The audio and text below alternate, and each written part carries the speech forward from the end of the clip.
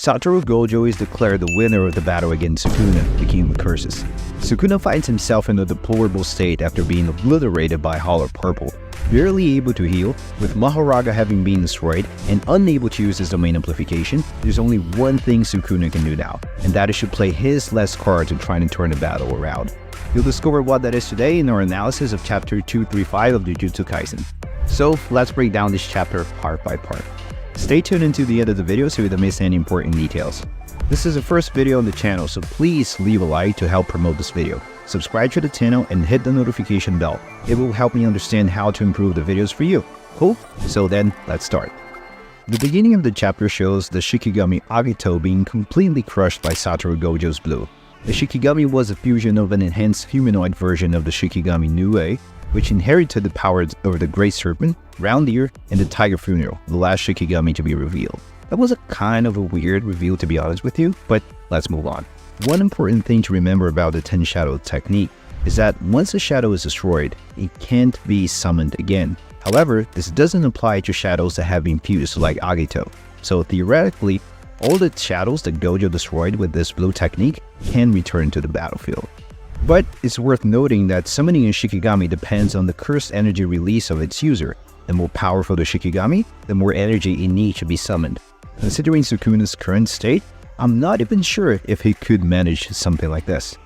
We then see the reactions of the two sorcerers to this feat, with Satoru Gojo displaying great confidence and the narrator mentioning his increasing enthusiasm, while Sukuna feels nervous for the first time in over 1,000 years.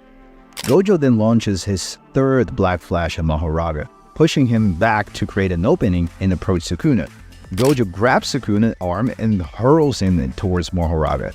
Then Gojo releases a fourth Black Flash, but Mahoraga shields Sukuna from being hit like, "Come on, my little Sukuna, let me protect you." Come on, bro, that's getting ridiculous at this point.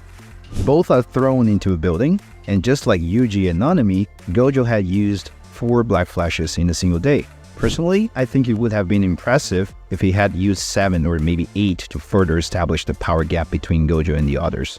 Gojo then begins to chant a verbal incantation, which as we know can strengthen the curse energy release of a curse technique, as we saw at the beginning of this battle. Sukuna realizes that, and with the incantation and the energy flow forming, Gojo is about to release a red reversal. Sukuna immediately realizes this would be the perfect opportunity for Mahoraga to adapt to red, confirming once again that the more direct damage Mahoraga receives, the faster he adapts to a curse technique.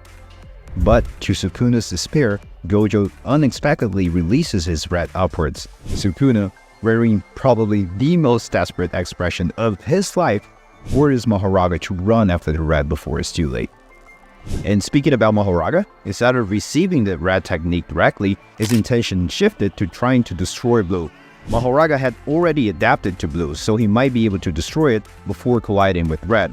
However, Gojo manages to outpace Mahoraga, using the attraction of the blue to dramatically increase his speed. The same wouldn't happen with Mahoraga because he had become immune to the gravitational attraction of the blue. In other words, Mahoraga's adaptation backfired at the moment, allowing Gojo to surpass her speed. Gojo then lands a punch on Mahoraga, but Sukuna was right behind him, planning to use the water from Max Elephant through the execution of the blood manipulation technique to launch a long-range attack and try to detonate red before it reaches blue. Gojo then punches Sukuna in the ribs, but Sukuna smiles optimistically, saying it's already too late, but not for the honored one. Satoru Gojo then utters another verbal incantation, this time to strengthen the cursed energy release of the blue, attracting the water shot that was originally aimed at red. In my opinion, this use of the limitless technique was brilliant.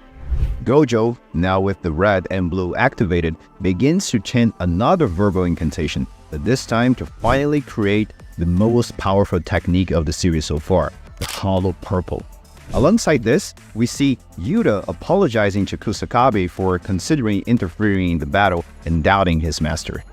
But now, there are no more doubts. Satoru Gojo unleashes the Hollow Purple technique, obliterating Sukuna, Mahoraga, and himself in an insane double-pace red. We can see the Dharma wheel being destroyed, which signifies the destruction of the most powerful Shikigami. Now, let me explain what really happened here. When Sukuna faced Mahoraga in Shibuya, Sukuna's slashes tore through Mahoraga, but the Dharma remained intact. Then, when Mahoraga was destroyed by Sukuna's fire arrow, his Dharma still remained intact. This gave the impression that the wheel could be virtually indestructible, even if Mahoraga was defeated. So, why was the Dharma wheel destroyed in this case? Well, except for fused Shikigami, as we discussed earlier in the video, when a Shikigami is destroyed, it can no longer be summoned. But its power is inherited by another Shikigami. However, as previously stated, Mahoraga was defeated by Sukuna in Shibuya.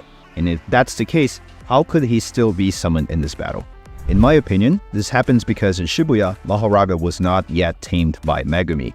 On that occasion, Megumi had summoned the Shikigami for a ritual. Therefore, the most plausible explanation would be that only when a tamed Shikigami is destroyed can it no longer be summoned by the user of the technique.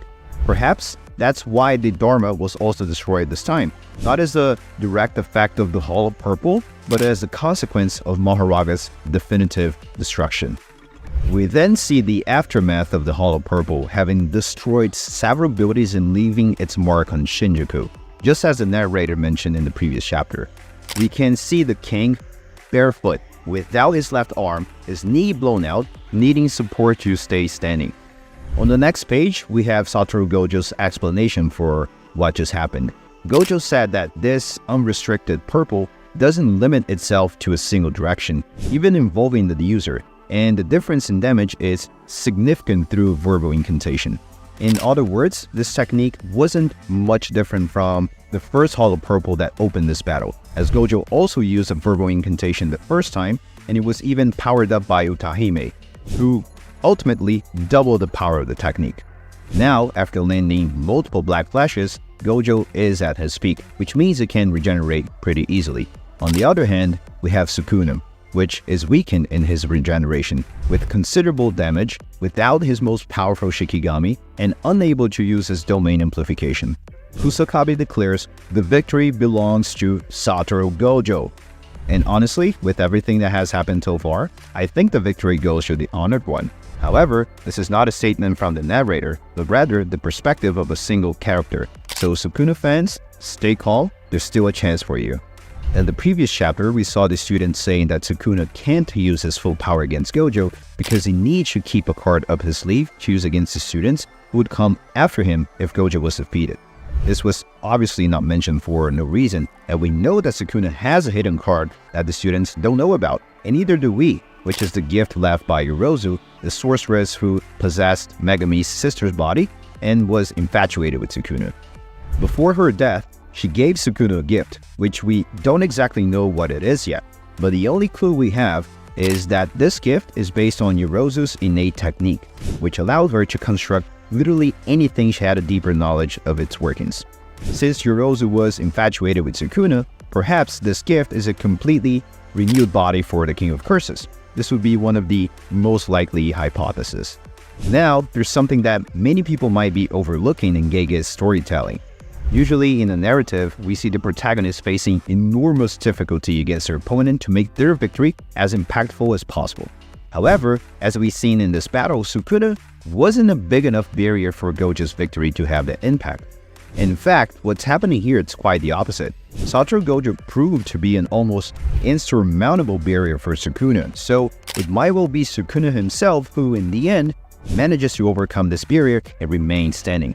Sukuna, seeing himself with no options, can't think about the students anymore. He can't think about the future. He needs to focus on the present, on giving everything he has against Gojo. Whether this hidden card will be enough to defeat the strongest remains unknown. But for now, victory belongs to the strongest sorcerer of the modern era, Satoru Gojo. So that wraps up our first video on the channel. I'd like to hear your opinions and theories in the comments, and I hope you enjoyed the first video. Cool? Don't forget to leave a like, and I'll see you guys on the next one.